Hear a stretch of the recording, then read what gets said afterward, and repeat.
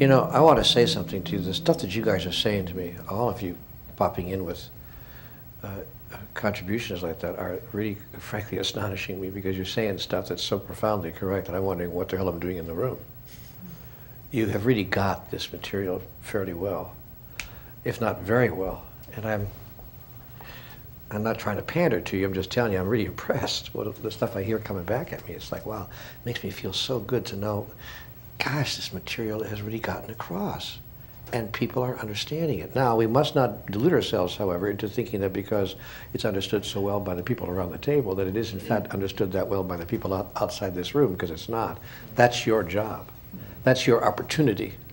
That's the invitation that life sends to you, to see if more and more people out there can come to understand the ins and outs of this wonderful material as well as you do.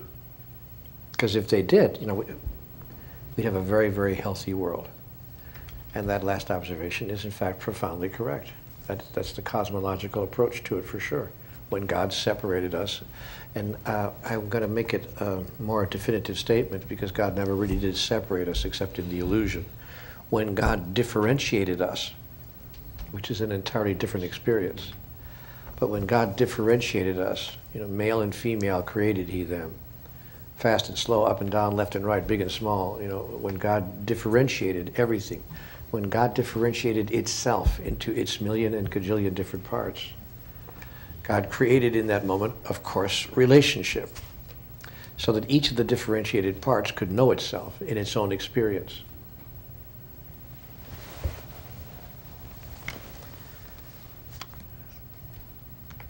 And in the absence of those relationships, the individuated parts are lost.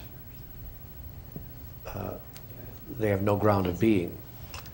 They cannot know themselves as who they are individuated, and they cannot know themselves as who they are in the collective, because they have no sense of anything other than their separated self. Once I was lost, and now I'm found through an amazing grace. And so that's the opportunity that we have to bring to other people. We have the opportunity to bring to other people an amazing grace, the amazing grace of our relationship with them. Please let me say this in a way that you can truly embrace it. It is through the amazing grace of your relationship with other people, the relationship that you bring to them, that they are given back to themselves and allowed to understand and experience, perhaps for the first time in their lives, who they really are.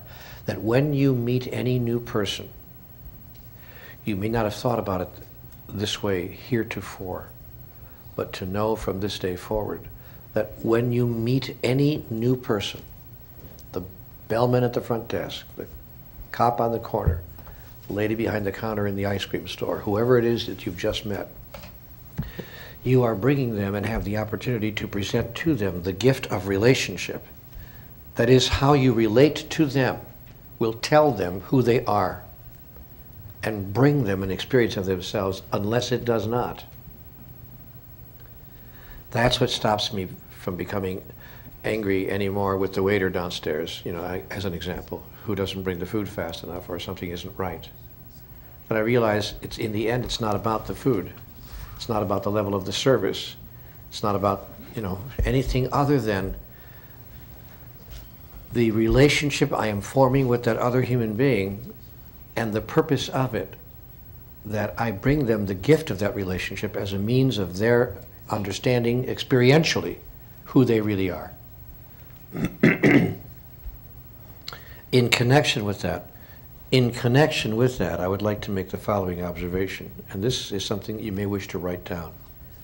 Consider the possibility that everyone is doing the best they can at any given moment.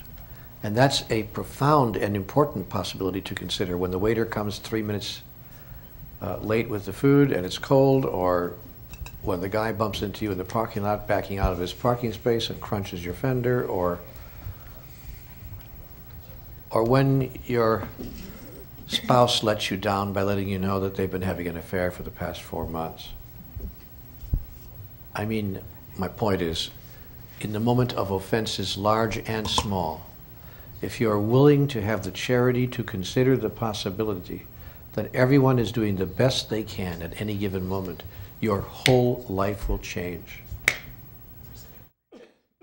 As will, of course, your relationships with all the people in your life. And you will come to understand that your relationship creates what I call the holy moment. The holy moment. The holy moment is that moment when your eyes meet the eyes of another and you decide something about them, and then you decide to show them what you've decided. And the only question is not whether that's going to happen, but whether it's going to happen consciously or unconsciously. With your full and total awareness of what's happening and what you're doing there, or as if you didn't know what was going on. That's the only question.